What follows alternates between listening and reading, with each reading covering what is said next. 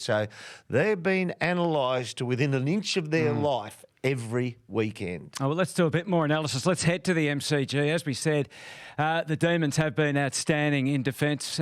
We'll get back there with Mark Howard, who's about to speak to Stephen May, who's been just a star this year, Howie. Yeah, thanks, Hutto. Pretty cool day here at the MCG. We're about to go over and have a chat with Stephen May and just probably try and find out a little bit how the modern fullback plays his game.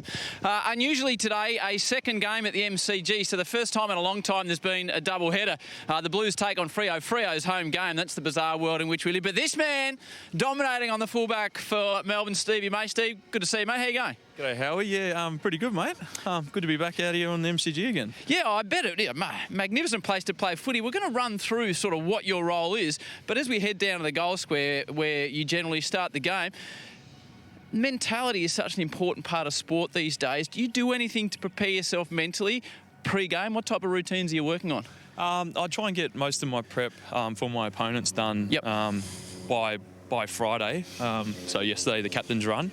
And then just sort of get the body right and get my mind off footy for a bit, actually. Because in my role, playing on generally the best forward, you can't afford to have a little lapse. So for 2 hours, I just need to be more focused than my opponent and I suppose more aggressive and more intent. And my opponents change throughout the game, so you can't be too caught up on one player, but I try to be flexible and, I come down here, start in the goal square, looking up at that. It's a pretty daunting, isn't it? It's an amazing view. So last time you played on green, but Hibberd back in the side, he probably takes that small. So you got Finlayson and Himmelberg. Is that sort of what you've been working on during the week? Yeah, so Himmelberg and Finlayson have been kicking their goals, and they're pretty mobile, tall forwards. They also have Flynn, who's swaps with Mummy sometimes in the ruck. So I'll probably take the deepest one out of those two tall boys, and Hibbo will go to green, and we trust him to get that job done. He's had a couple of big jobs on Stringer and Dusty, so good luck to him. Green's a superstar, so we try and keep Jakey Lever a bit higher to use his strengths as an interceptor, and I'm sort of the anchor of the defence. Then we got a really good young kid in Harry Petty who plays on the second tall, so who's been doing a fantastic job. So for all those, we watch the footy, mate. We read about the footy, but we don't actually know in some ways what you do. So let's take it to a basic level. Say the ball's being bounced in the middle and you're starting on Finlayson. Now, I'm going to be a very, very poor Finlayson.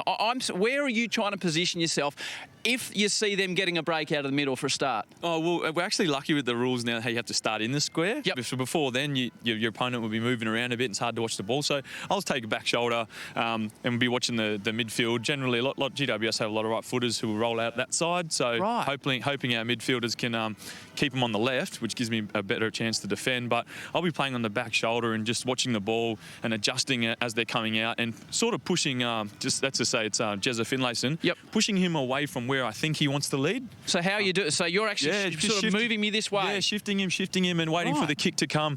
And as the kick's released, I'll almost try and beat him to the ball and almost lead to the ball as the forward. But and it's easier said than done. That's in the perfect world. So they could be a bobble around in the corridor. The ball, we could win the clearance and turn it over, and they come out this side. So you're constantly changing positions. And we try to defend as a back six. So it's not just me versus Finlayson. I'll be having a look at where Jake Lever is, where Harry Petty's positioned. If he's sitting there, I'll be telling Pets to hold his position, and then I'll cover his man over the back fat side. So that bit I'm fascinated. So you're moving up sort of 25 metres from goal, and something the three of you have done, but especially you and Jake have been extraordinary this year, and we see it so much in footy, is having the confidence to leave your man and help a teammate out. Now, we all grew up playing footy. If you're in the back line, stick on your man. Don't let him go anywhere all day. At what point, where does the ball need to be where you think, right, Jake needs a chop out, Harry needs a chop out, and how much courage does it take to leave your man, an elite AFL footballer, here on his own? Yeah, well, I think it's a credit to our coaches. They back us in. We don't get it right all the time with our positioning and our decision making. But if I feel like my opponent's out of the play, or I don't feel like he's leading to a dangerous spot, or I can see the Giants midfielder shaping this way, I'll probably leave him. And if Jake's a pretty aggressive defender, he'll probably be playing in front. I'll be pretty much watching his back. So if they loft the kick, I'll back my closing speed to get over and help him. Or if Jake can bring it to ground, create a 2v1 and win a ground ball. It's not always perfect. If I make that decision and Jake's balls are back in the corridor by accident and they pick it up, guess what? My man's in the goal square goal. We cop that, but we think, more times than not, we'll win that ball back. If we're too reactive and react to every single goal, we all start turning into that old sticky defender and playing as islands, and it's not much fun playing out of the goal square on a superstar. It's daunting. There's so much room. We need to let you go. You've got to go and prepare. Just as I let you go, if you were lining up on me today, do you think you'd keep me to 0 goals? You'd be going pretty confident, wouldn't you? I'd try and use my strengths, but you're now, so I'm a big fan of your podcast. Thank you, mate. You've got a lot of knowledge, so you might be able to sneak a couple on me at the back. I wouldn't have thought so. Stevie, appreciate it. Best of luck today. It's great to get an insight into what the modern footballers do. No worries, Harry. Thanks, mate. There you go. Stevie May, who's the star of the competition. He'll be out here with Laker Petty, with Lever Petty and the crew. So it should be a great game. A little bit slippery underfoot, but we're looking forward to it. Hey, thank you, Harry. That was absolutely awesome from Stephen May. Howie still managed to get a plug in for his podcast as well. And I actually think he thought that he is lining up at full forward today. Well, they wouldn't waste Stephen May on Howie, would they?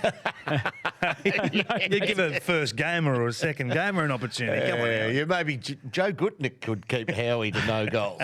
So if defence wins premierships, are the Demons in the box seat